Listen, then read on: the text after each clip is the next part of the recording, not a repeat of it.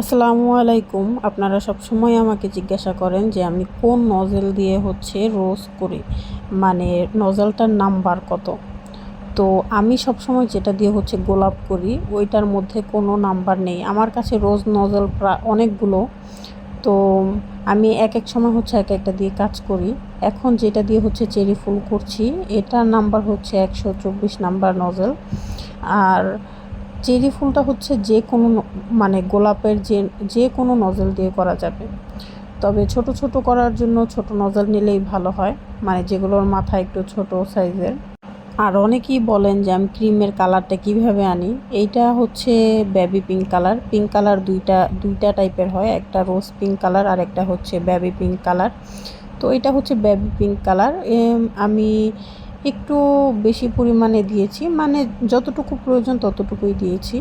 আপনারা অল্প অল্প করে মিক্স করে দেখবেন, মানে কতটুকু পিঙ্ক কালার আপনাদের দরকার।